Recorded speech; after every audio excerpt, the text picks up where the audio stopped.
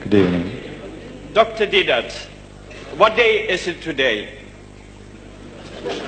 Is that just one thing, minute, please. I'm going to allow you one question, so please ask the pertinent question, and yes. Otherwise, if you're going to have one leading up, I might stop you at the wrong place. That's right. I want to relate it to the scripture. I want to know what day it is today. All right, I can answer that to you. Thank you. It's Tuesday, the 12th. It is Tuesday, the 12th. Right. From 1900? 88. 88. When has that started? What means 1988? No. You're referring to the year of the Lord type of thing. The Lord. Yeah, that means the Lord has created that day when the start of the Bible, of the New Testament.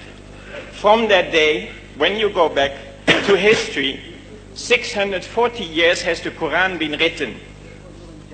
All right, well, now what is the Yesaya, question? Sorry? What is your question to me? My question is, how do you know what you believe is true? Thank you. Thank you. Right. You see, there are numerous reasons which makes me to believe that this book is true. Numerous reasons. Number one, this book was given through a man who didn't know how to read or write. What we call an ummi in Arabic, unlettered. He brought this book about. The very physical size of this book, if this was Muhammad's production compared to the Holy Bible, 40 different authors wrote this book. 40 different people went along to produce this book. This is one man's job. One man's failure. Who said that? I said that. Which man? Who said that? I said that. Now, No. Thank you. Please. Don't do that. You see, this book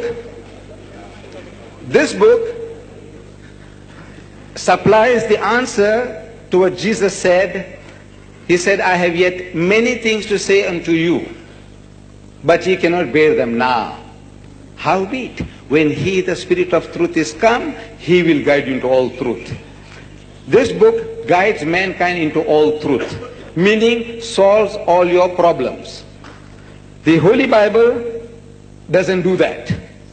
Jesus Christ himself, he says, I got many things to say, and you are incapable of receiving it. And he didn't give you, and nor the Holy Ghost has told any church in this past 2,000 years, solution to the problem of race, solution to the problems of alcoholism, solution to the problem of surplus women.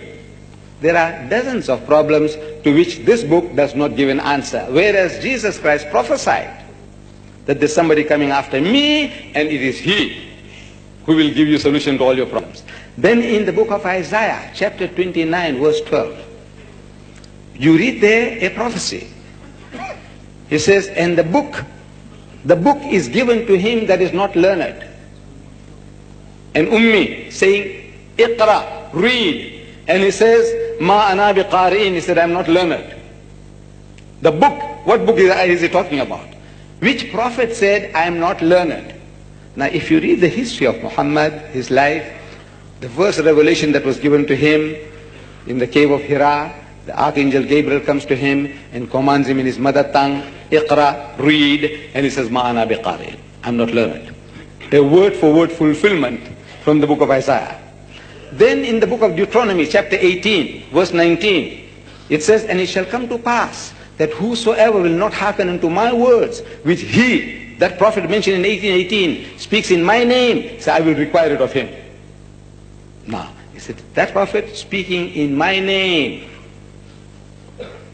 in whose name is Muhammad speaking? The Lord's name. No. It says, Bismillahir Rahmanir Rahim, in the name of God, most gracious, most merciful. Alhamdulillah Rabbil Alameen.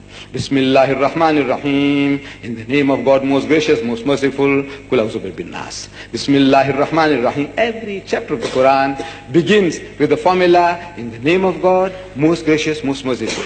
Now these are all the fulfillments which goes to prove that the Quran is the word of God.